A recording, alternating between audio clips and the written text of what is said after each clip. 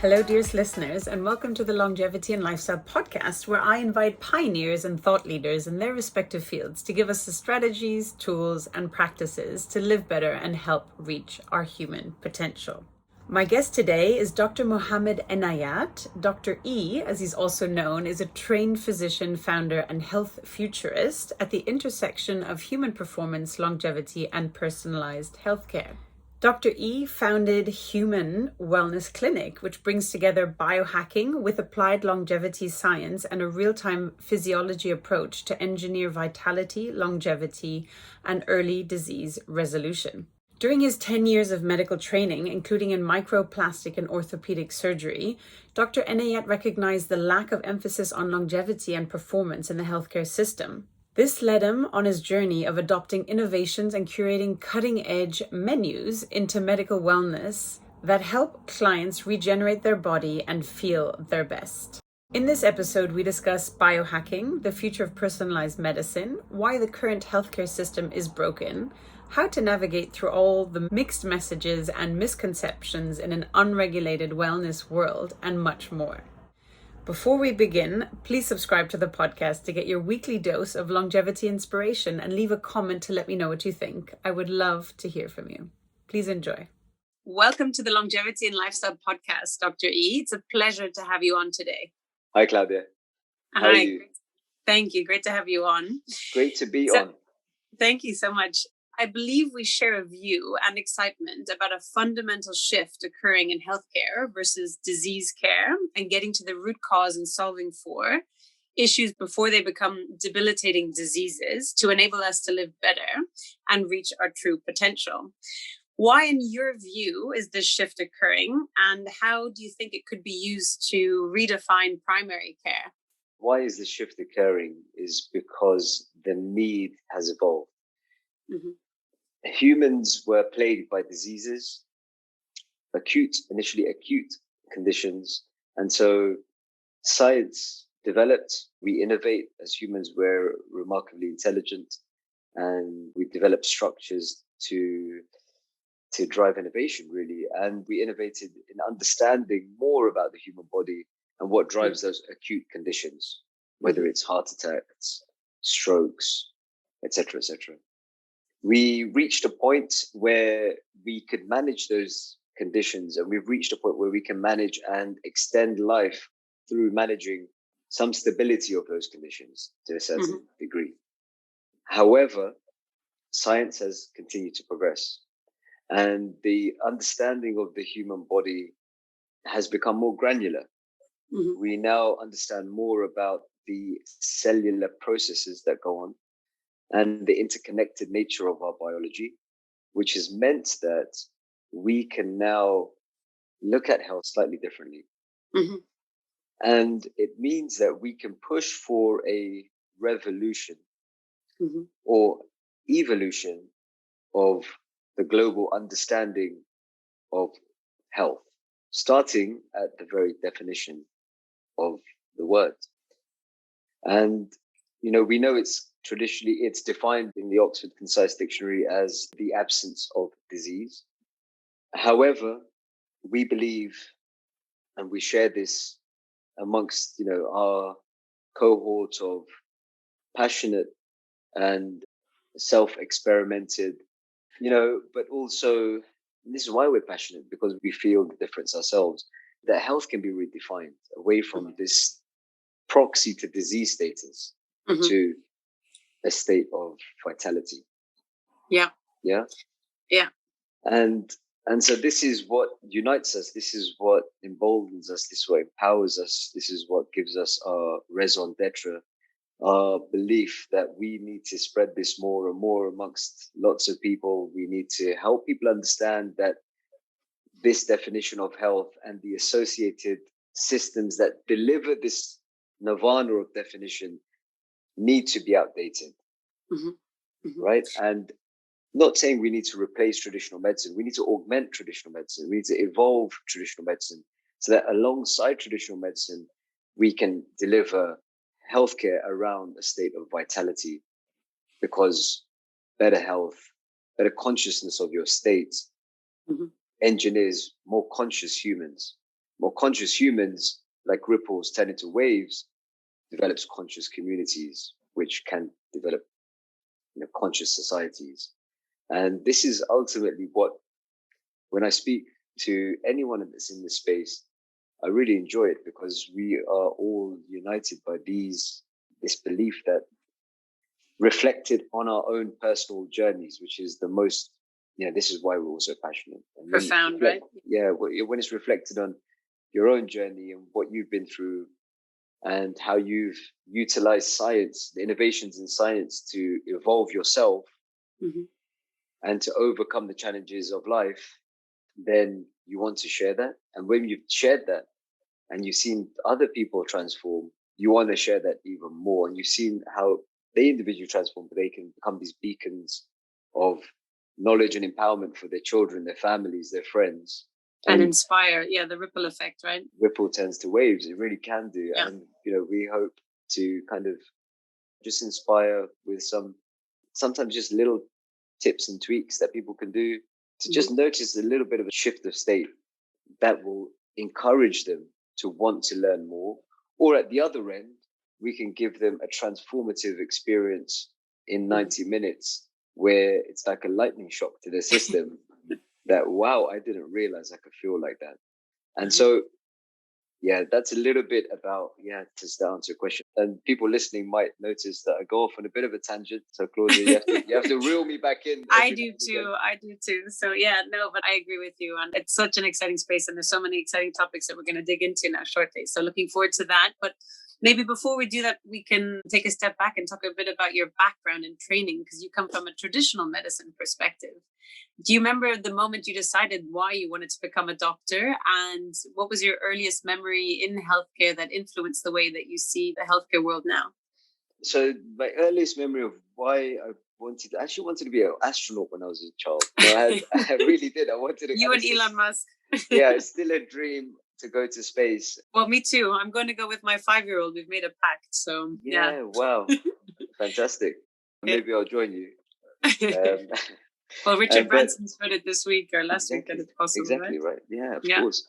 And so I actually wanted to be an astronaut. And I remember as a child coming across a fact, maybe I was like in pre-10, 8, 9, 10, I can't remember how old I was, where you had to have 20/20 vision. I was told you had to have 20/20 vision to be an astronaut. I heard that one. Yeah. And then that just killed my dreams at that point. I was like, I remember going for an eye test and not having 20/20 vision, and then just like kill my dreams. But no, I think I've always been fascinated in science. And I actually went to school in the city of London, in the square mile of the city. If people don't know London, then the city of London is like the square mile of the city, we call it. Where like all Wall of the Street. Like Wall Street, where all the financial institutions. I was going from 11 years old, taking the tube, getting into the square mile, being surrounded by financial services, businesses. And we're kind of groomed at that school to go and work in the city. And the two options were going to work in finance or following a passion for science. My parents were really keen for me. My mum particularly was very keen for me to become a doctor. My dad was a bit more, he was like, finance or be a doctor. And he said something that at the time when I was choosing, because you have to choose your A-levels, which dictate where you're going to go. He said something to me which stuck me at that time, which was, you can choose a career where with your money you can do good, or you can choose a career just by doing your work, you're getting blessings from people without even trying. And it's those blessings that will carry you forwards to a happier life. And it was just that made me say, look, maybe I should be a doctor. Wow, those are wise words from your dad. Well done. He's quite a philosopher. He's a brilliant inspiration. Very cool. Yeah. And so, then I went to study medicine at King's College and Imperial College in London. And actually my first lens into an alternative or a progressive approach to health was 2007. I did a health management degree at Imperial, and a topic of the thesis was how to drive innovation into the health system. And the focus was the stem cell industry. At that time, it was probably one of the most emerging, novel, interesting spaces within medicine for a while, and showed so much potential, the way it was described, this pluripotent potential of regeneration and self-healing. And when I went to go work in San Diego for a while in the stem cell facility, I just became absolutely immersed in the idea, the concept of this self-regenerative potential of the human body. And we're kind of academically taught the principles of it very superficially. Very superficially at medical school in the first 1-2 years of medical school, which is the academic time. But then we're not applying that lens to treating people, to appreciating the human body.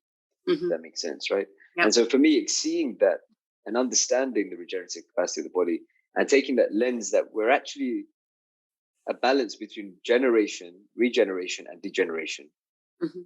And when we're a child and baby, where generation is stronger than degeneration, and we come to a fulcrum in our 20s probably, and then late 20s, and then the imbalance starts to go the other way. Unless you biohack yourself, unless you biohack yourself. And so, yes, that was my first opening as a lens and a perspective. And I think combined with that, the appreciation that there is a massive adoption lag between science and medicine. So medicine is the application of science through systems and protocols in a learning-based environment on humans, obviously. And there was a known 7-year adoption lag between an innovation in science to when it actually reaches a patient. And that's probably widened. It's probably widened. Because of like FDA approvals and things like that, or why? Funding, trials, and then education as well. So by the time it's approved, you then have to educate doctors on how to utilize that test, that therapy, that intervention, and you have to build it into a system. So actually, I think it's now become much bigger in 7 years, just looking at it. I feel like around disease, it's 7 years, but around prevention, it's probably closer to 30 years, 20 years.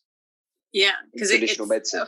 A mentality. And I think the conversation I had with someone, based out of the West Coast US, it's very much medical schools financed by pharmaceutical industry. So very much a certain way of thinking, right? And preventative medicine would really require from the medical schools a fundamental shift in actually thinking about how medicine is taught, I would think, right? So it's a much longer process. Yes, the education piece is absolutely critical.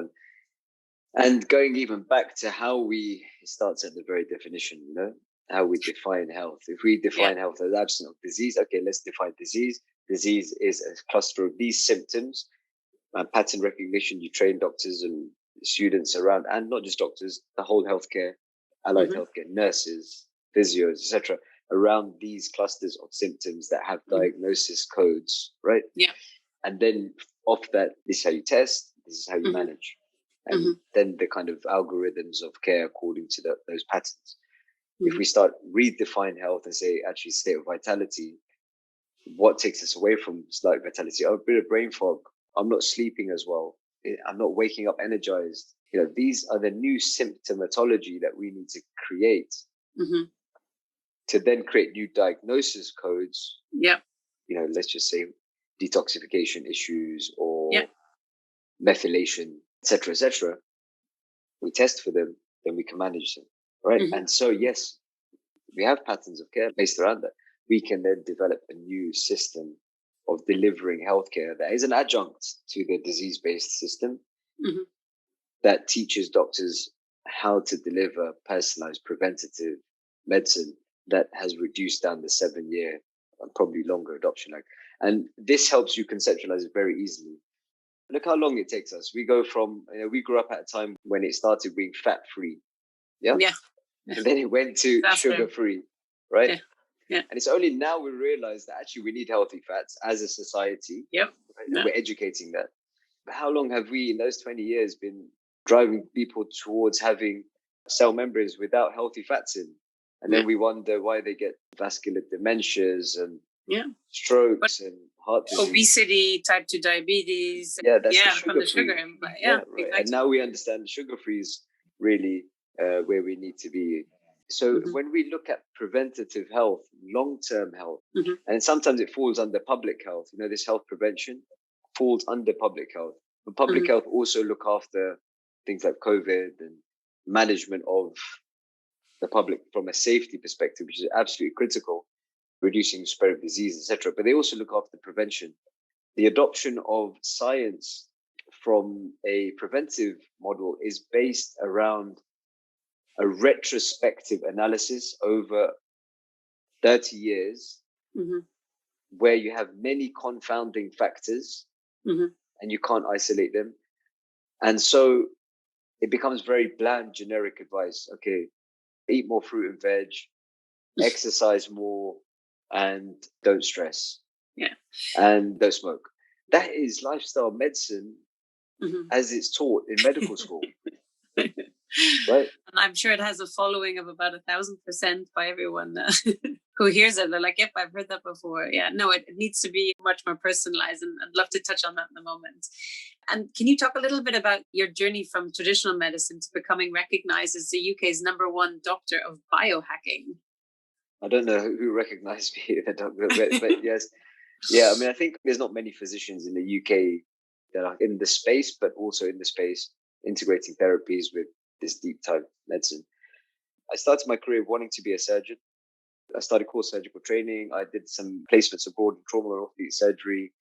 And a lot of my junior doctor training in the central London and other teaching hospitals were based around surgical rotations. I soon realized that I didn't want to become super specialized. I'm more of a generalist, a polymath.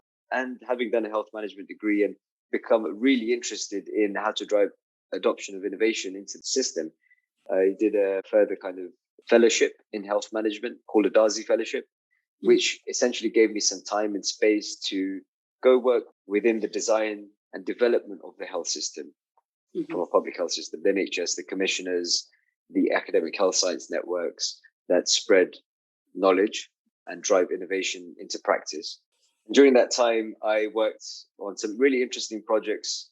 We're connecting up Pentonville Prison to Whittington Hospital through telemedicine. I worked with expert patient groups where patients would teach other patients on how to manage their diabetes far better than doctors would teach other patients, right? I guess they just say it black or white, like, when you get up in the morning, you do this and whatever. Are able to explain experience of living with something, right? Yeah, true.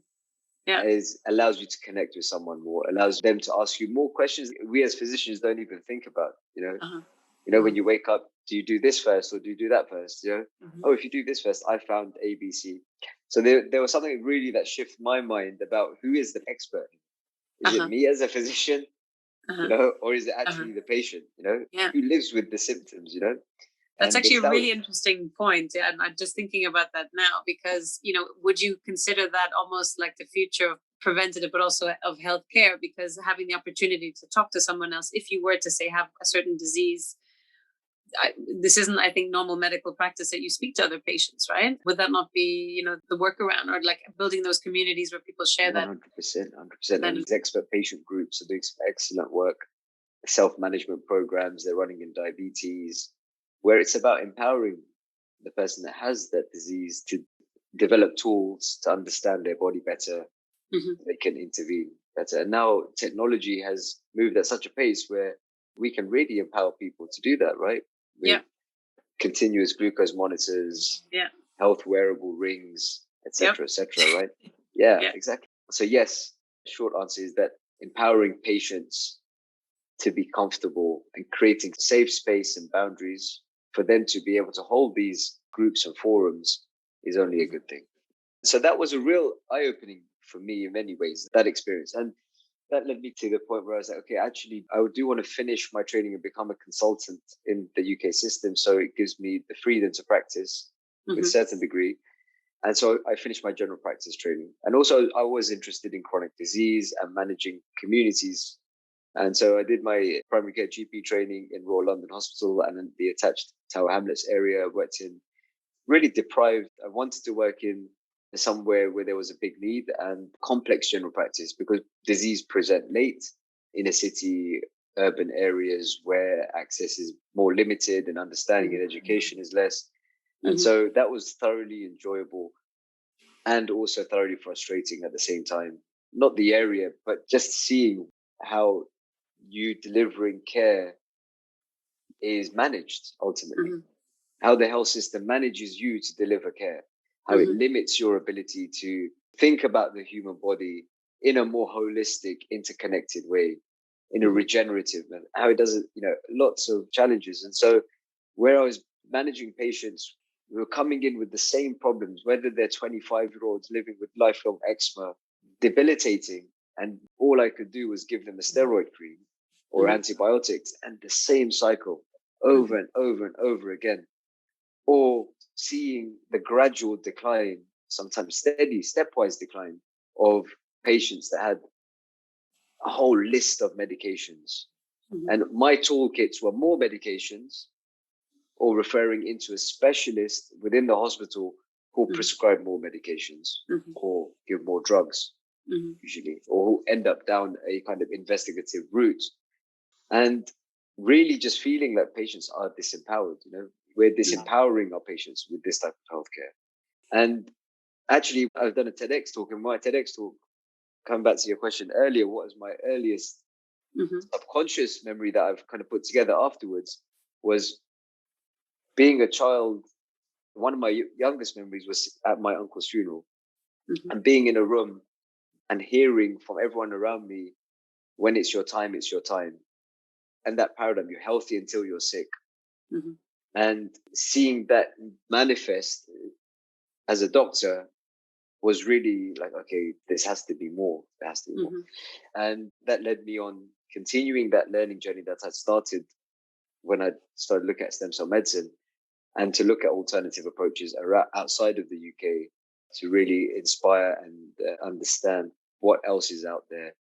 And alongside this time, my sister, cosmetic dermatologist, UK US trained, wanted to bring the medical spa concept to the UK about 8 years ago. So we founded LMS Wellness and really just looked at, from the outside in, how to reverse aging, the effects of aging from the outside in, longevity of your appearance, really.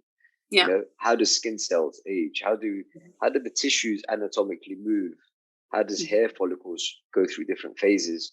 And then designing protocols based on that, adopting innovations in science and putting them together in protocols and stacks to reverse the signs of skin aging, like what happens when the skin thins, pigmentation, redness, pores, laxity, and then doing like really, treatments, and then seeing that, wow, this stuff works. That's really interesting. Hair, okay, I can get new baby hair to grow out in your 40s. That's really interesting. Having grey-haired people turning a bit less grey, that was really interesting. And so I actually really enjoyed aesthetic medicine because it allowed me to apply principles of regenerative medicine, which is around stem cells and using that cellular approach to health, and see the objective results with the eyes. That's really quite powerful. And then that kind of said, at the same time with those patients, I would see, because we would fly around the world and see those patients, we would understand that those patients wouldn't actually go to the NHS for their health. They'd be flying out to wellness centers in Germany, Austria, Spain, Italy for 2 to 3 weeks of wellness, feeling great, and then coming back to life, their jet set life, and then the effects not lasting very long. That was probably about 2014, 15. I started to get exposed to this. Now, remember, I'm a UK trained NHS blinkers on doctor, right? Who's had a little bit of exposure to stem cells, but that's about it. And then I started to see people going to Germany and Austria and then understanding they use a very diet and detoxification based approach to health. I was like, wow, that's interesting. That's really interesting. Then I came across functional medicine, 2015. I went to study in the US at the IFM. And then I went to a conference, first medical conference I've been to, where I was in a room with osteopaths and nutritionists and other physicians. And I was like, really out of my comfort zone. I was like, this, bringing forward that kind of entrenched, arrogant kind of traditional medicine.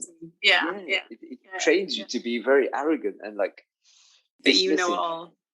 Very dismissive. And I'll come back to that dismissive point in a second. And then sat there, listened. I was like, wow, there has to be some truth to this. Like, you can't have this many people saying that they're reversing diseases like eczema and psoriasis and and mild rheumatoid arthritis, etc. And I was like, they can't all be.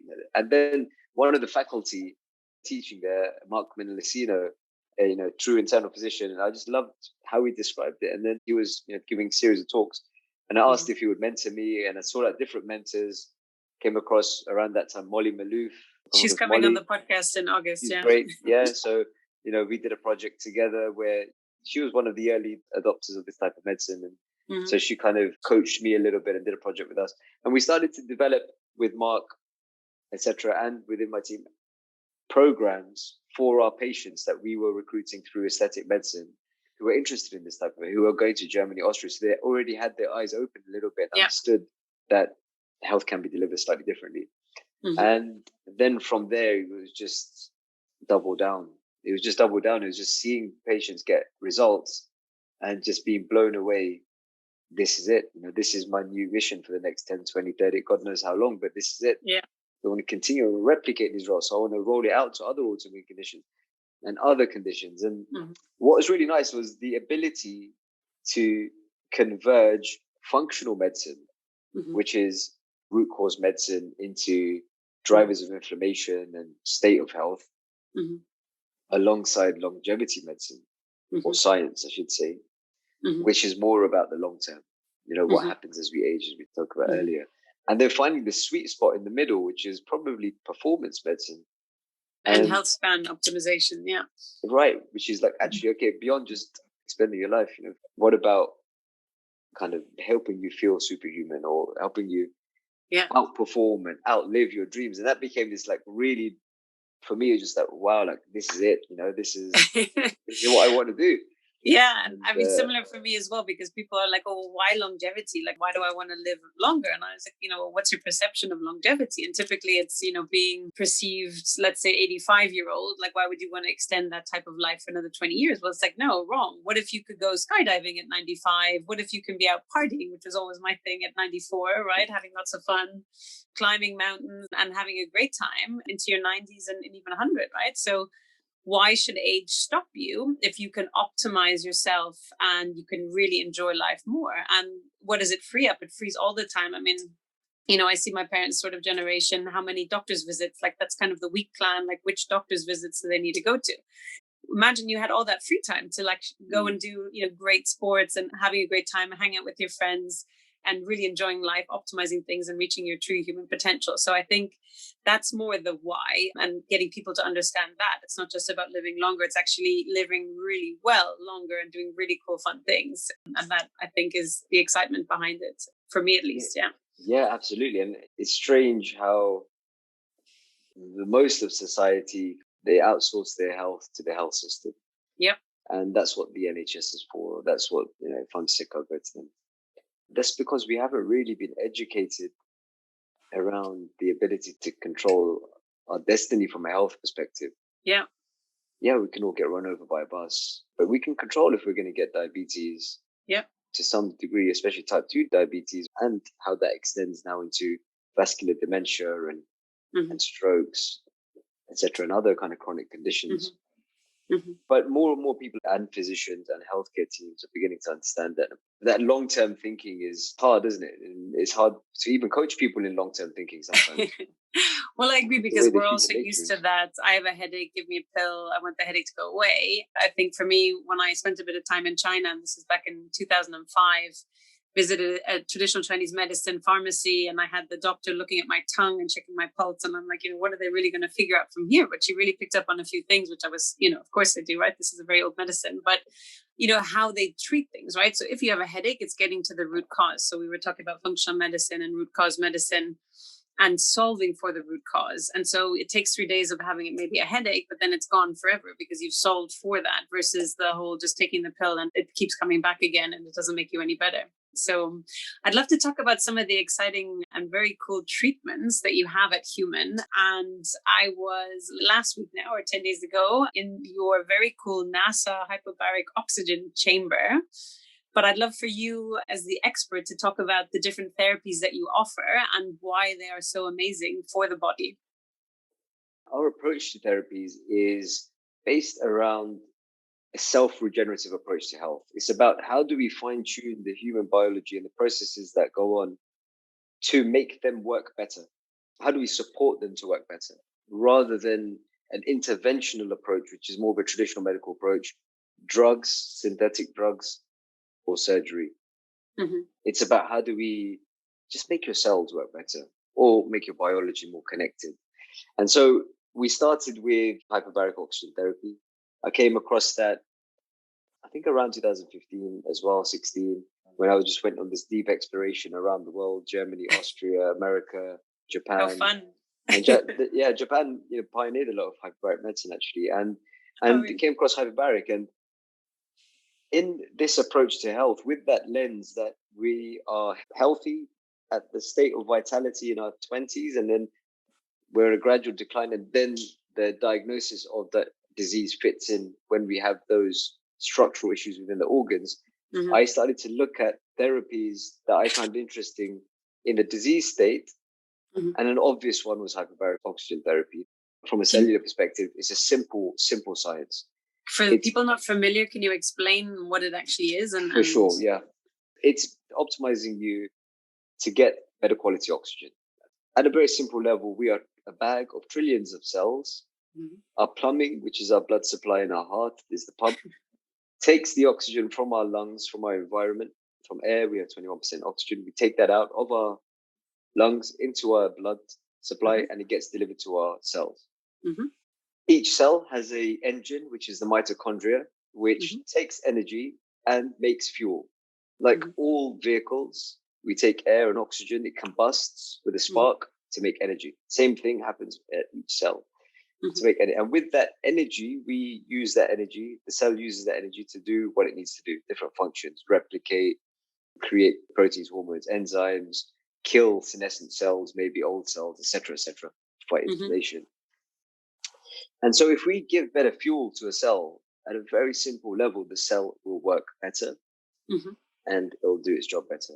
And because you're improving the delivery of oxygen to all of your cells, it can affect and impact every single organ, every single part of you, from your mm-hmm. skin to your hair follicles on the outside, to your brain tissue, preventing the shrinking of the brain, etc., etc. So it has a massive longevity effect in mm-hmm. maintaining the structure of the organs, the blood supply to those organs, and the nutrient oxygen delivery. Also, at a cellular level, through the energy effect, you will heal better. You will replace your old cells better. You will fight your inflammation better. Mm-hmm. So from a longevity science perspective, it's phenomenal. And that's why we call it the time machine.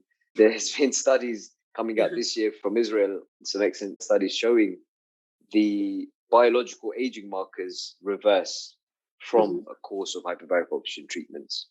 Okay, right? Wow. So that's the application for longevity. Then you have the application for disease state at the mm-hmm. other end of the spectrum. So people mm-hmm. that have post-surgery are healing, wound healing, after strokes or mini infarcts within the brain to help reperfusion and keep those cells alive.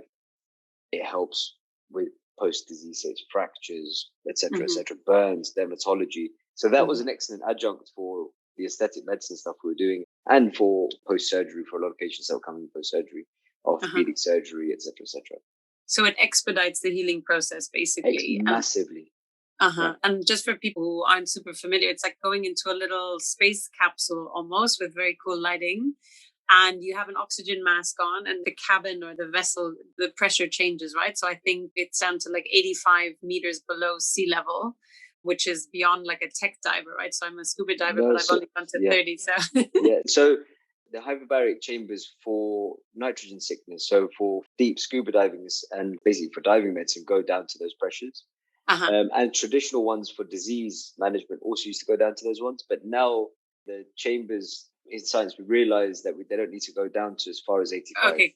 Yeah, because I didn't feel like that when I was in them. I was like, wow. Some of them go down to 85. This one goes down to approximately 20, 25, which is about 2.5 atmospheric pressure. Yeah.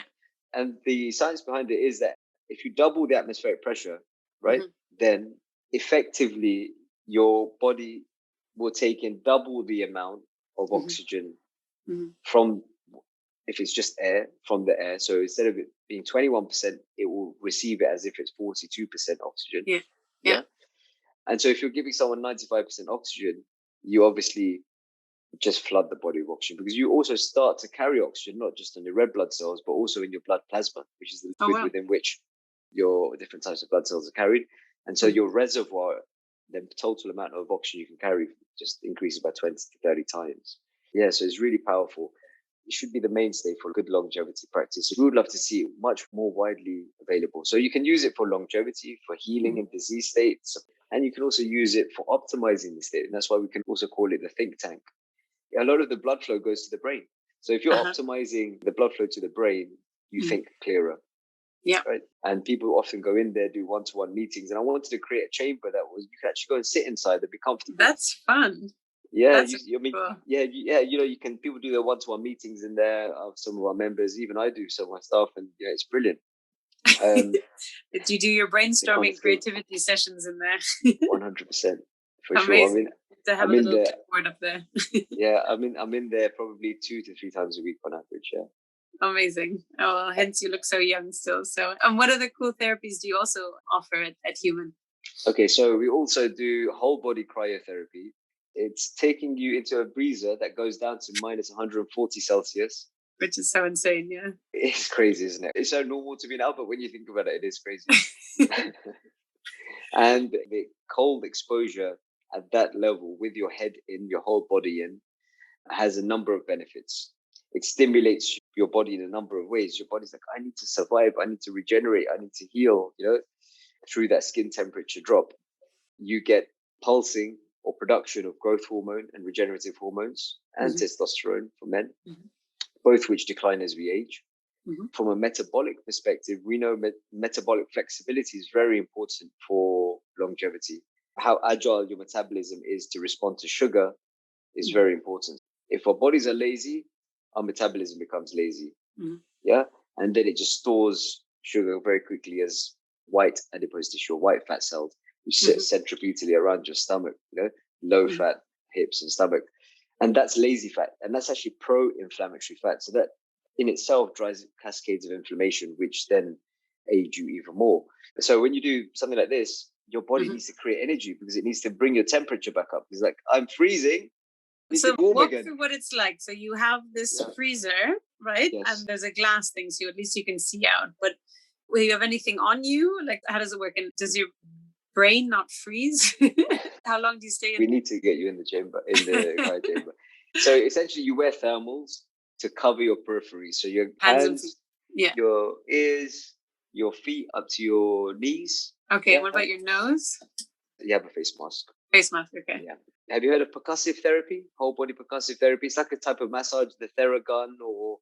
okay. No. There's different types of guns. They have a massage nodule on the end, and it's high frequency. Okay, for stimulating. Yeah. Right. So we do that on your whole body, focusing on your tendons, which don't have a very good blood supply. So we want to, especially for those people that have been training a lot or have any muscular aches and pains after training, we want to loosen up those inflammatory complexes, get them circulating, get blood supply back into the tendons before we put you in the chamber.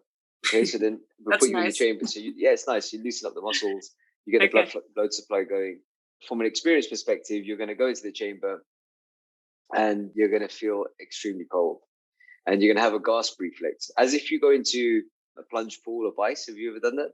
Yeah, I've done that. And you were talking about the German places, or you go into, the sauna and then go outside in the snow or into a plunge pool. Yeah, it's quite a shock to the system. Yes, and you have a reflex. One of the reflexes is a gasp or get out of it, and gasp, can't breathe reflex. So that's the first thing you experience. It's not as uncomfortable as an ice bath because you haven't got the pressure of cold water on you. It's just cold air. So it's much more comfortable. However, it's still cold. And you have like the snowflakes flying around you while you're in there. So it's directly minus 140. We start at minus 90 and build you up to minus 140. Yeah. And over what period of time? Up to 3 minutes, but you can leave the chamber whenever and we tell you on what situation you might need to leave the chamber, which is extreme shivering. And it's normally driven by a mental reflex, right? So this is helping people understand the sympathetic, parasympathetic nervous system, how they can control their state. It's brilliant. You go in there and anything you're thinking about is gone because all you care about is surviving those 3 minutes and conquering that fear. It's a bit like many people experience it, a bit like bungee jump. Okay. That kind of overcoming that fear because it looks a bit intimidating. Yeah. Mentally, it's like, can I do this or not? And we coach you through it. So that's really nice in itself, just overcoming a fear. And alone that is already a huge achievement. Yeah. And appreciating your physical body's endurance capacity and how you can control the urge to just get out of there, And then also, I guess, with breath work, right? I mean, look at Wim Hof, who climbs Everest in a pair of shorts. So I think through certain breathing techniques, although at a minus 140 for the lungs, is there any issue doing deep breathing? No, it's fine. You can do deep breathing. But you have the face mask, I guess, on as well. Yeah. Very, very cool. And just to touch on a few other ones, what are the other therapies that you have from the kind of biohacking sense that you see huge exponential results from? Intravenous ozone therapy. I really like that. So this is, again, tapping into the power of oxygen, but in a different form. Oxygen comes down to our atmosphere as O2 from the ozone layer, which is O3. But it's really unstable as O3, so that's why it comes down as O2. However, if we give you O3 into your blood, that dissociates into oxygen. So you get increased blood concentration of oxygen and a reactive oxygen species or an oxidative stressor. And you hear about antioxidants as one of the most important ways of anti-aging. Vitamin C, glutathione, resveratrol, alpha-lipoic acid, etc., etc. However, when I give you an oxidative stress, your body then creates and upregulates its production of antioxidants. So again, it's another form of a hormetic stressor or a stressor designed to make your own body stimulate good things. Just like cryotherapy, it's a hormetic stressor, extreme cold environment. Okay, you go inside and your body regenerates, your body improves its metabolism. With ozone, what does it do? It has a massive anti-aging effect, helps self-repair, anti-infective effect, supports your immune system, reduces inflammation through the antioxidant effect, and supports detoxification through the liver, and energizes the mitochondria through the oxygen effect. So massive cellular benefits from doing it. And I love ozone. We do it high dose, high concentration. We do everything at the medical end, and we're trained by some of the world's leading, probably the world's leading physicians or experts in each of those disciplines. And that's very important to us. So I love ozone therapy. And then the other one that we have at the moment is intravenous or systemic. So systemic is the application within your body or not locally. So whenever you're applying a therapy, it can either be local from the outside on your skin, injection into a joint, or systemic into your blood. Okay. So the systemic application of photobiomodulation or low level laser therapy, right? You know, there's red light panels. We see it all the time, infrared and red light beds, but we give it into the vein, into your blood. We activate all of your plumbing, and that has a different effect to doing it from the outside. How is the light injected into the vein? How does that work? We have a 3-way cannula and a fiber optic cable that you pass into the vein. So the fiber optic cable transduces and it's attached to the laser module, and that goes into the vein. And then you have all of your 5 liters of blood passing through that vein, all of it on average once a minute. So all of that 5 liters of blood will get activated and then take that energy around. Remember, we go to sunlight, we produce vitamin D. Right? We know that light energy affects our biology. Science has shown different wavelengths of light have different biological effects. Blue, immune system. Red, energizing at cellular level. Green, increasing oxygen carrying capacity of the hemoglobin, so great for performance in athletes and recovery. Yellow, upregulating production of neurotransmitters, calming neurotransmitters like serotonin, and vitamin D synthesis. That's that same wavelength of light. And this is why many people get affected by seasonal affective disorder, where they're like, when it's blue, I'm there. Right? Because there is more to it than, light also affects our neurotransmitters, not just our vitamin D. And then UV, which is against pathogens. Now, we use it as an adjunct, so as a supportive therapy. We don't use that as a kind of interventional therapy. We use it as a supportive therapy. If that makes sense. And then because we combine that with nutrients, great food in a liquid bag, like an IV drip, right? Which is basically great food that's been processed. So we take our food at the right concentration, so it's bioavailable, and we make them on site according to what we're looking to achieve. When you combine the two, you get a compounding effect. And that's been really interesting because I love to stack therapies. And we created this, and we're the only place in the world that do this. We call it superhuman because we're trying to make health accessible, make it fun, right? Because we believe health should start when you're healthy.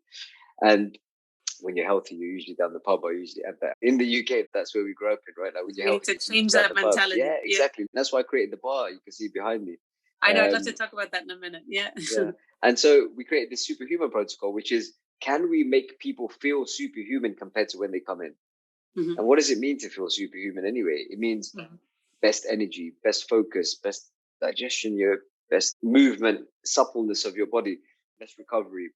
Based on the science, we combine this, giving you the right nutrients into your veins with these laser lights, with the oxygen and then followed by whole body cryo, which has this kind of massive endorphin effects and other things, followed by topical red light therapies, like a 5-step, 90 minutes.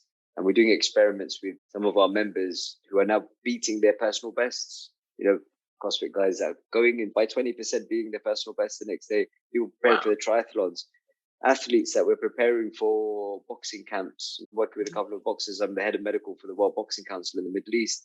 We're introducing these kind of therapies to support recovery and enhance performance in natural, regenerative, non-doping way. Why can't we apply them? So I'm really blessed and fortunate to be able to apply this on disciplined athletes and bring that onto everyday people. This is what we're about. And so that's an example of that, where we compound therapies to get much more of a lasting, all based on science, just based on good core understanding of science. Yeah.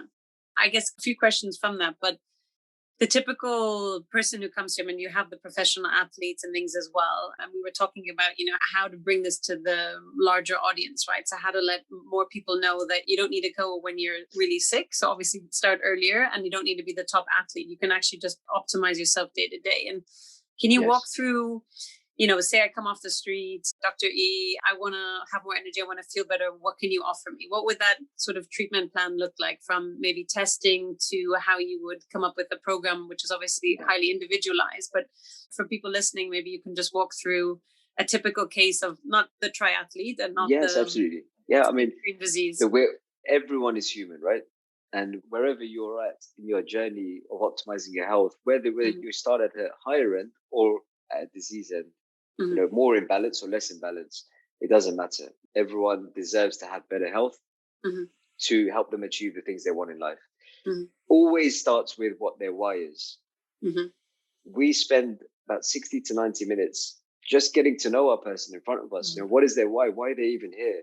What's their why behind their why? You're coming to see me because, you want to lose some weight. Okay, why do you want to lose some weight? Because I've just come out of a relationship and I'm really stressed. Okay, now I understand what's going on in your environment more. I understand what's going on in your home environment more. I understand what's going on with your children more. I understand what's going on with your generations above and how your career is impacting you. And that is all so important. Yeah. And so it starts with the why. And we start with the why, then we dive into the history of health, starting generational history and them from their health as a child, infancy, in the womb, all the way to now. From that, you can start to learn patterns. Just from that deep dive consultation, you start to learn patterns and understand patterns where things could started to go wrong. And we may just be seeing a tip of the iceberg with this symptom, but actually we need to be looking at A, B, C, D, and E. So that's always the beginning. From there, we personalize for them a journey through data collection. What data points are most important, step one for you, for us to understand and triangulate how you're feeling with objective measurements. So what does that look like granularly? Is that like blood tests, or what type of data? Yeah, so we have a panel of 100 markers, right? We call it the foundational and cellular integrity. That's step one of testing. That looks at hormones, micronutrients, kidney, liver, blood test, immune system, inflammatory markers, indications of methylation, and then also fatty acid composition. But we use a narrow interpretation index, so narrow normal ranges to identify things, imbalances. Wait, you look at it like from a functional health, though, right? Like, because you say the normal ranges, but what's normal, right? exactly, from a functional health or personalized health range perspective, right? And that shows you imbalances. And it gives you pointers and directions. Okay, someone might have digestive enzyme production insufficiency. Someone might have assimilation issues of their nutrients. Someone might have ABC, and that will direct further testing. Yeah. So we do that step one. Then we attach with you, we have an integrated care team approach. So you have a physician trained in this type of medicine, a dedicated health coach, who actually starts as a nutritional therapist, but we train them up in coaching. We have an in-house education program where we train our team in different roles.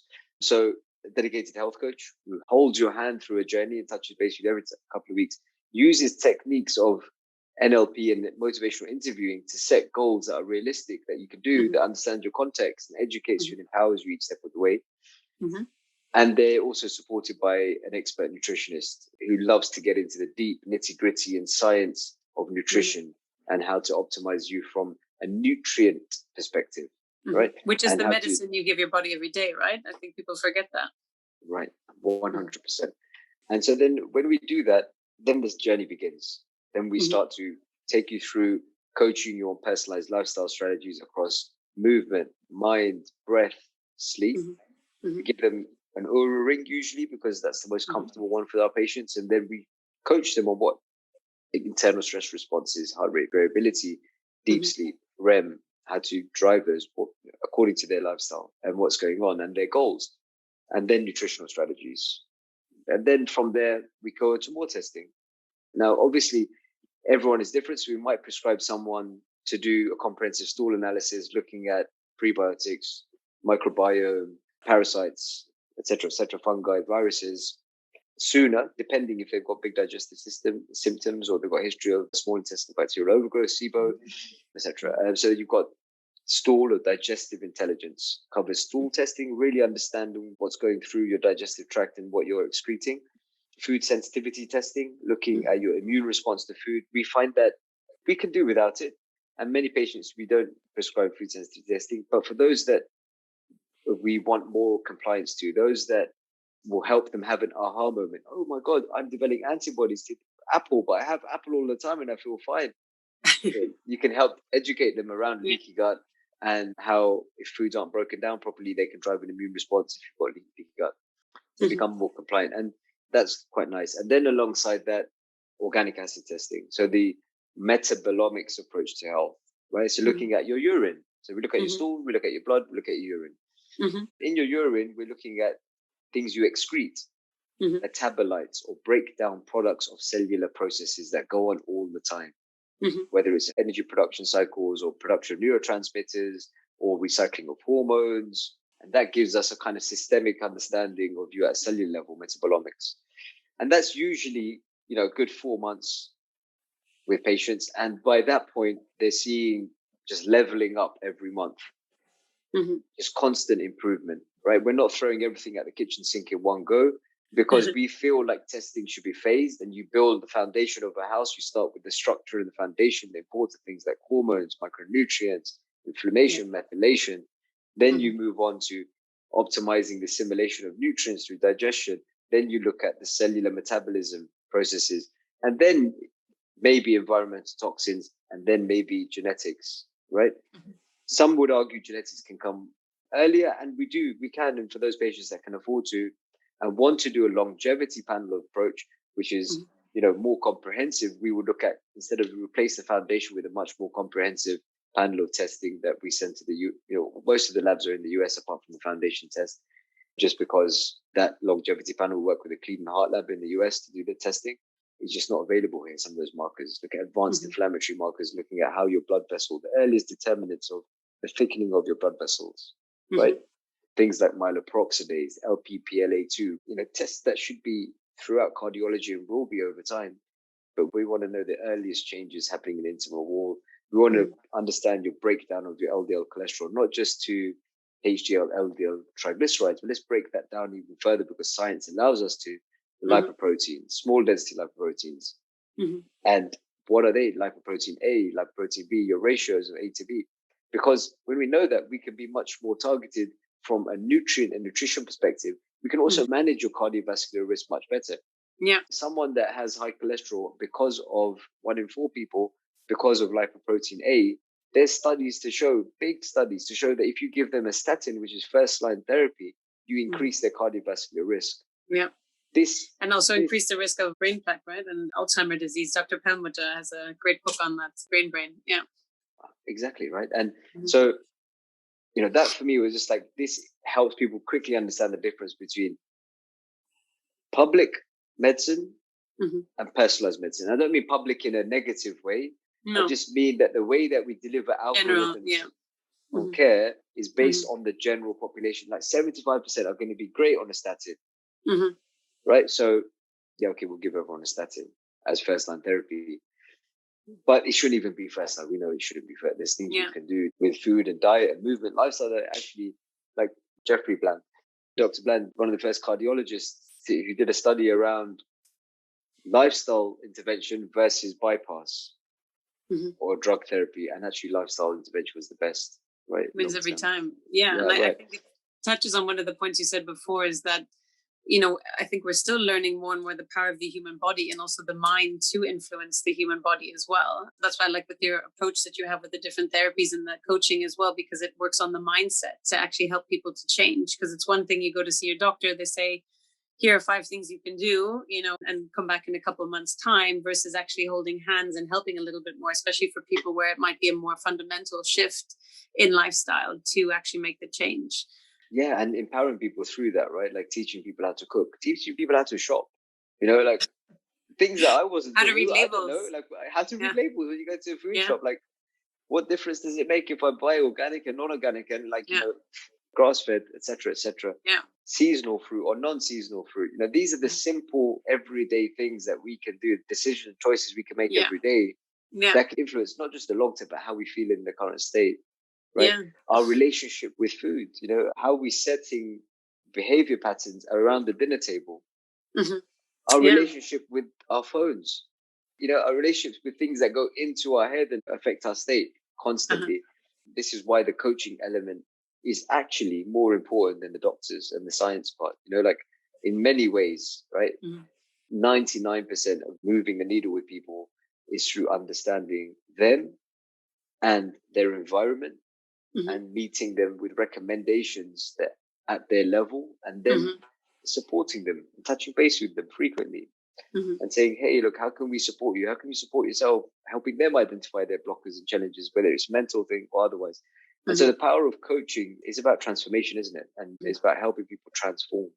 I think the coaching element has really unlocked this type of medicine for us, you know, where it started prescriptive and, you know, realized very soon that the prescriptive model of care doesn't work full stop.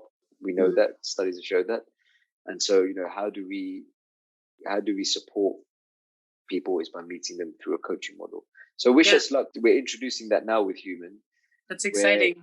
It's like the human approach, right? So it works really well with your name because, you know, everyone needs that coach. And if you look at professional athletes, they have coaches, even, you know, professional musicians, they all have coaches, someone kind of in their corner helping and supporting them. And, you know, more and more we're kind of left to our own devices if you don't actually have a coach. So why not have one that helps with the mindset, with the lifestyle changes, fundamental changes? You feel better after. You're basically a whole nother person afterwards as well. Yeah. And, you know, having developed and iterated these kinds of programs on patients, we've seen over about 300-400 patients over the last, through LMS Health and LMS Wellness, developed these programs and worked with our patients. We've just iterated it and developed it to be able to democratize the expertise that is allowing us to then hopefully get this out to a lot more people through HUM2N, through the virtual health programs that we're going to be delivering with HUM2N. So we're excited for it, and we're excited to be hopefully the first integrated care model in the UK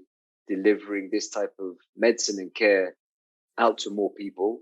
And yes, of course, we have the physical center, which is, I would say, is more like my laboratory.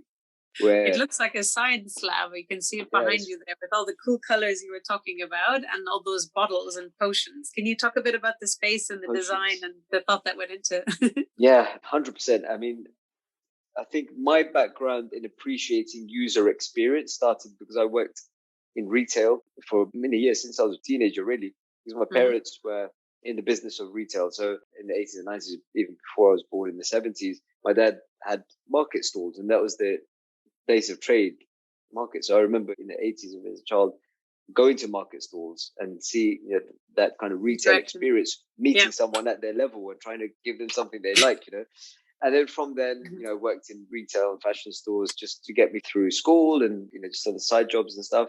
And then through university, I worked in a mobile phone shop for years, car phone warehouse. And again, that was providing and understanding the retail experience to meet someone at their level. And so for me, giving the experience was very important. Creating a place where you can experience health, which I hadn't seen anywhere. I'd never seen somewhere as a traditional doctor, seen somewhere where I could go and experience something cool and fun and get health as output, as an experience. And so that's why I created this bar. And I believe that we're all scientists to some degree, and we all use our environment, and we're all conscious of how different things affect us. So people drink different types of alcohol to get different types of effects. As an example, in the 90s, it was always about work hard, play hard, and people were taking Adderall and Ritalin and other drugs just to stay up and keep going. And I'm glad we've kind of turned that, and now it's about restorative alongside working hard, but also being able to restore. And so this is what this bar is about. It's about coming, if you're not sure, coming and experience a change of state just from using plant medicine. So we have curated and created different herbal potions in tincture form and tea form to change your state. Whether it's you want more euphoria, better energy, cognition, focus, so we created all these blends where people come and experience that as a starting point. We also have like adaptogenic smoothies, things like bulletproof coffees, etc., etc. So that's what this concept was about. Coming to a space where you experience a change of state and a fun place where you can meet the team also. So we do speaking events and stuff like that there. We have a DJ that plays every now and again. We'll do like a little health party for our members. And then you go downstairs to the lab, and you've been there. It's more like an underground cave where we have the therapies, the hyperbaric and the cryo and the IVs and the laser and the different treatment rooms where you can go into, do body scan assessments, and then go a bit deeper with your health, ozone therapy, etc., etc. So that's the concept behind it. And very cool. Thank you very much. I mean, yeah, it looks cool, especially on this background. It's not actually in the space right now. It's a kind of picture of the space, but the virtual.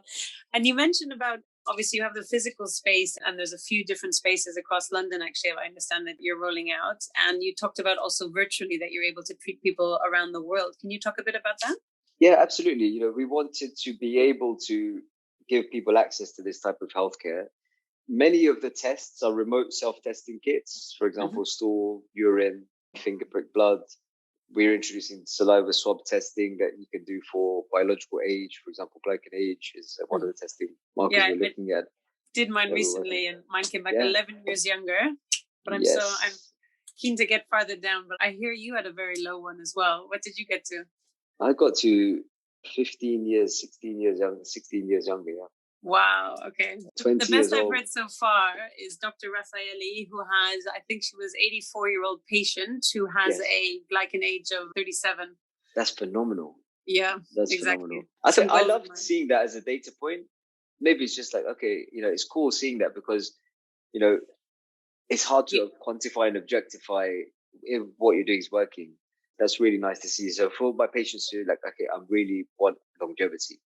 I want to reclaim some years where I've been burning that candle and I've worked my ass off. And I want to be able to ensure that getting to my 50s, 60s, 70s, I can spend time with my children, my grandchildren, etc., etc. And they like doing that test before and after. I like to do, the standardized testing before and after. So it motivates us, and the incentives are aligned as a team and with the patient to reach those goals. I one day hopefully see a future where we have enough wiggle room to be able to incentivize patients even more and more to be able to reach those targets and to gamify health a bit more. That would be fun. How would that look like? Yeah, just like whether it's kind of they unlock experiences. And we're kind of doing that with this performance coaching model that we're looking at right now. We're still in development. We're exploring it, but we're looking to create a fearless experience. So they self-identify something that they absolutely are petrified to do. And then we build them up to actually support them to do it through a mindset and all the biology approach. I think that's totally possible. I mean, one person that I interviewed as well is an EFT, emotional freedom technique tapping. And I did a trial session with her as well. And it's unbelievable. I was like a levitating Zen Buddhist monk after 90 minutes of this thing. And Yeah, and I think there's so many amazing hacks you can do away from synthetic pills. And I love the fact that you bring those all together to optimize performance on many different things, from fear to just better energy, sleeping well, and all in one sort of very cool container with potions and Yeah, thank DJs you. and all the rest of it. Yeah, thank you. I think it reflects. I would like to say it reflects my cool personality, but that's just me. That's Well, there probably you coming go. from my ego a little bit. Rainbow on the inside and outside. Yeah, not always. I mean, you can ask my team. That's just the reality of the human experience, right? Yeah, Uh, exactly. We yeah, all have our moments as well. Dr. Enayat, I'd love, because we could talk forever, I think, and I definitely would love to do a part two, but I'd love to flip over to a few rapid fire questions, because I'm sure here some we go. listeners are dying to know a little bit more about you, and if you have any particular morning routines to set your day up as a success. How are you energized like you are?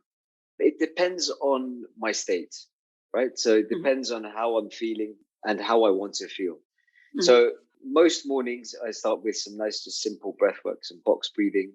I try to get out into nature. I do a little bit of grounding, a bit of skipping for 5 minutes. I don't do anything too aggressive. It depends. It depends if I have the time as well. Sometimes I'm time poor, especially with the launch phase right now. Then I have to deprioritize my morning routine or limit it, which is not always a great thing, I know. But so for me, what works is breath work, cold shower, trying getting outdoor, whatever the weather, bit of skipping, get my heart rate going. Then I'll come back and do a cold shower and start my day. Really I try empowering. not to look at emails straight away. Everyone says that, I think that's a really good practice. Try not to look at my emails. Creativity And killer. Yeah. yeah, and if I sometimes if I'm taking the train into work, I will have my notebook out and just be journaling, preparing for the day, reflecting on the day that went at least once a week. That's some of the things that I do. Yeah, that sounds like a great way Not to start every it. single day, but Yeah. there are elements of that I do every day. Yeah. If that makes sense. Yeah, no, exactly. And I have a particular morning routine, and I really notice if I don't, for whatever reason, manage it or do it, what a difference in the day. And it's almost like you become addicted to actually doing it because it just sets you up to win, right? So I love that. Do you have a favorite quote or piece of advice that's been a real game changer for you? I like the quote, Rome's not built in a day. Uh-huh. And another one, which is not really a quote, but just the concept that, just give it your best shot and let the universe take your intention and do what it wants with it. And that kind of takes us, maybe, I don't want to go into another conversation, but for next time, we can talk about the spiritual evolution, which I found has been an unintended side effect of working on myself in this way. I became more physically conscious of my state physically, which allowed me to then think of my spiritual state, which I was not expecting as an outcome of this journey. And that's been a really beautiful evolution. And I find that a lot in people, longevity practitioners and people who are interested in the space, that they're just more conscious. Once they see their body as a vehicle and they can control it, like, okay, what about my spirit? Who am I behind it? Yeah. Right. And does that mean like a daily meditation practice, or are there certain practices that you have around that? I really enjoyed Vishen Lakhani's 20-minute guided six phase of meditation. I did that this morning, actually. Did you really? Yeah. So I really enjoyed it. I found that at different points I will use that. So there's times I've done that. There's some soundtracks that I listen to, which are just, call them epic sounds. They're like the Gladiator soundtrack, a couple of concerto, some nice ones. Then I have also kind of like binaural beats. So music for me is like also helps. Are there some learnings or insights that your clients you work with have found the most valuable? What are some of the big aha moments or excitements that your clients have realized? That they don't have to live with the symptoms that they didn't identify as having. And we try and deliver aha moments because they're really powerful. If we can give someone an aha moment, then they can say, wait a minute, that's my physiology, that's my reflexes, that's not me in control of my state, that's not me at my best self. And I've just experienced a bit of my best self, of what it's like to be at their best self. I want more of that. And that's what this kind of therapies approach is all about, is about helping people experience how much better they can feel, and then giving them motivation to want to experience that, not just do therapies, but just actually just doing kind of lifestyle medicine and targeted supplementation and coaching, etc., etc. So that engineering aha moments is really important to us at Human. Like I say, experiencing is believing. I say that a lot. We want people to experience that change of state. It's so when you believe. powerful when you've actually done it, because you can listen to somebody's amazing story and it's touching, but until you've actually gone through it yourself, then you're a walking mission statement, right? So Yeah, and you don't need to be at the darkest. A lot of people talk about their darkest disease-based story, right? It doesn't need to be that, No, at all. Don't wait for that. It can just be like, it can be not sleeping as well. I've got some, or just bloating. tiredness. A lot of women actually, with this type of medicine, we're unlocking a lot of women's health. Mm-hmm. Because I feel like medicine, the normal ranges, the way we deliver health is very patriarchal. It's designed for men. And when we start to look at hormone recycling, detoxification pathways, phytoestrogens, nutrients to support women's health, women start to unlock like, wow, I don't need to be that mildly irritable. I didn't realize that I was mildly irritable in my cycle. Mm-hmm. People would ask me, I'll get a bit defensive, etc., etc. Like, these states that women don't need to be, particularly around the cycle. Yeah. And understanding how to periodize nutrition, movement, and lifestyle strategy according to your cycle for women has been a real revelation for me as a physician and for our patients. And that's been really nice, actually. That's really exciting. Yeah, and actually, Dr. Jennifer Garrison of the Buck Institute, she's pioneering research around actually eradicating menopause because it's not clinically necessary, and the longevity effects that would have in youthfulness in women, not necessarily around reproduction, but just in general, that, falling off a cliff effect that's typically been happening for women around menopause, just to eradicate that. So I'm going to be having her coming on as well to discuss that. That'd be great. That'd be quite great. exciting. And as doctors, we propagate that problem, right? We're giving oral contraceptive pill to 16-year-olds who've got it for 25, 30 years. Mm. We potentiate, we enable, we empower those issues. And this is where there's one thing I do want to say on this podcast, because I had this moment the other day where someone came in and they were telling me a story, and the story was basically explaining this concept of the worried well, how in private medicine we see a lot of the worried well. Have you heard of that expression before, the worried well? I have, but maybe explain it for people who haven't heard it. So we hear it thrown about in the UK a lot, particularly in the health system, where if you have a patient, you're not sure what's going on and they're worried about something, but you will classify them as the worried well, because they're actually, you say they're well, they're worried well. So people will write it in their notes as physicians, or they will talk about it when he was a worried well patient, or that's a worried well kind of patient.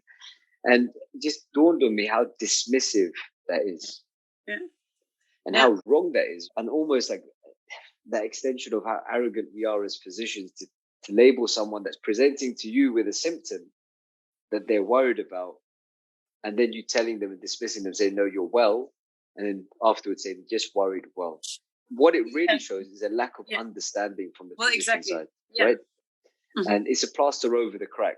The crack is there. The crack is obvious. The healthcare system is broken in many ways, right? The more we skirt about it, we should be challenging our physicians in many ways to look outside of the box, to look at nutrition, to look at the studies that are out there, that show massive improvement in women's health by using nutritional strategies or supplementation. And that's what part of our big mission is, to show that data and evidence and help change the mind of the healthcare system around this. And it's such an exciting space because you're benefiting your body in so many different ways of doing this. You're also reconnecting with your body in terms of trusting yourself, that when you feel like something's off, that actually your body's telling you something, right? Instead of that dismissive, as you were saying, worried person. This body is a power plant of energy production. It produces energy on a daily basis, takes food, makes fuel. It's constantly regenerating, it's adaptive, it's self-healing, and let's treat it like what it is, this beautiful vehicle that we've been given, rather than dismissing it into, just a bag of bones and a set of organs, and the disease that's going to take over, right? Yeah, exactly. Right, and optimize it and keep it healthy and functioning, right? Give it the right. We look after our cars more than we look after our bodies. I know, that's the joke, right? You have a sensor in a car that will tell you already in 100 kilometers you might have an issue, go check it out, and we go straight away. Whereas, the human body, it's like, well, become completely destroyed, and then like, oh, actually, I'm completely destroyed.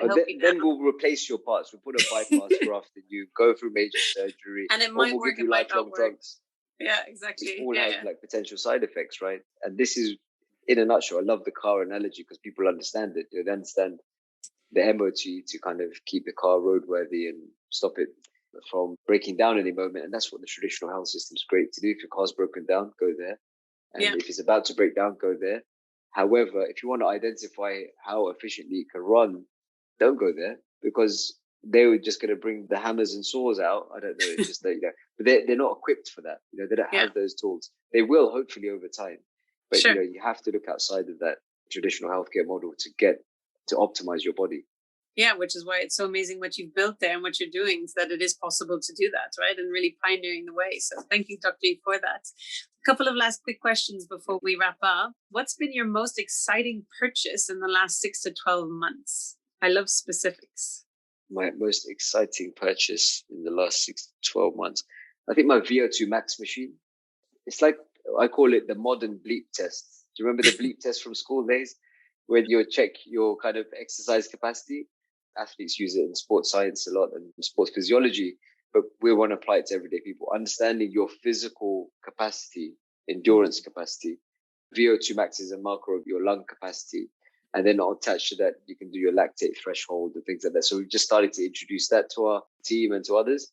That's been my most interesting purchase. And it was by a company called PNOE that make it, an American-based company that do portable VO2 max testing. So it doesn't need to be done in the lab anymore. It can be done in the clinic or on the sports field or in your gym with your trainer. That's my most interesting one. Oh, I love it. Very fun. For listeners interested in understanding more about biohacking and optimizing health better, what are some resources or books you recommend to start with? Okay, so I really like a book called Juvenescence, Investing in the Age of Longevity. I don't know if you read that, by Al-Chalabi and Jim Mellon.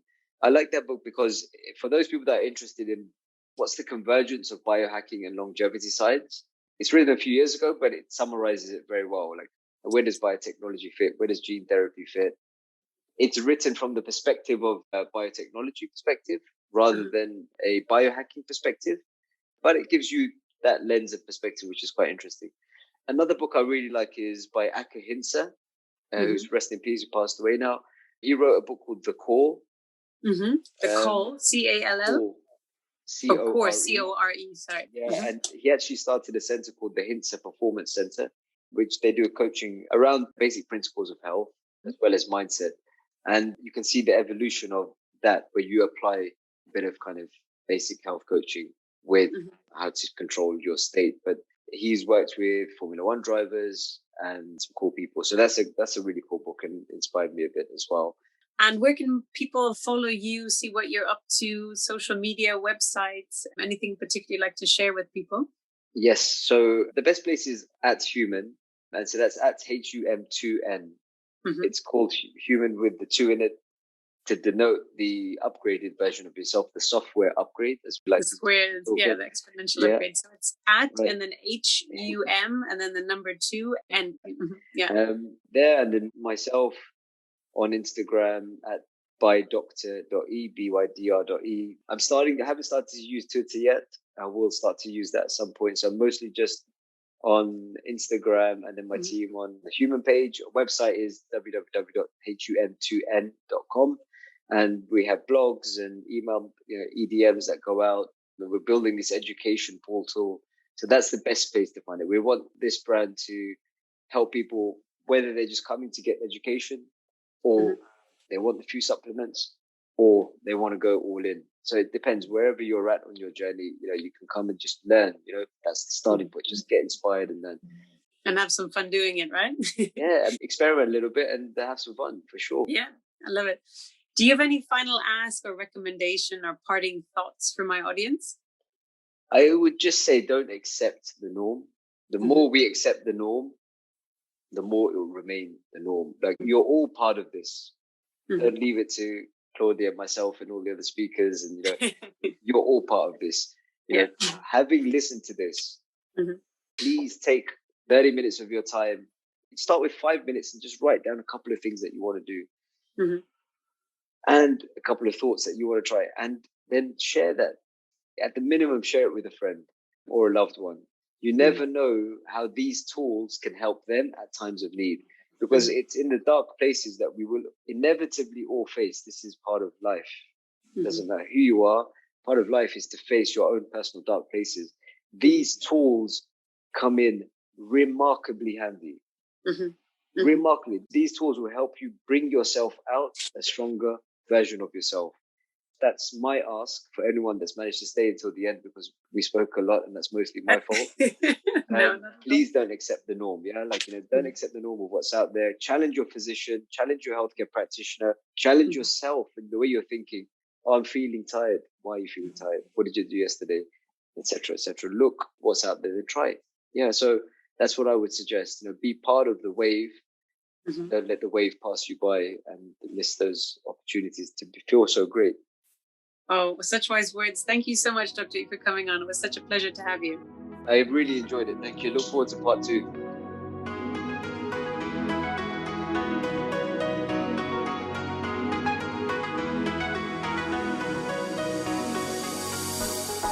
Hi everyone, this is Claudia again. Before you take off, thank you so much for listening to the podcast today. I hope you learned as many valuable insights on living better for longevity as I did. I'd love you to join our longevity tribe so we can learn and grow together, as well as hear your feedback. So please subscribe to the podcast and leave a review to let me know what you thought. Thanks so much and take care.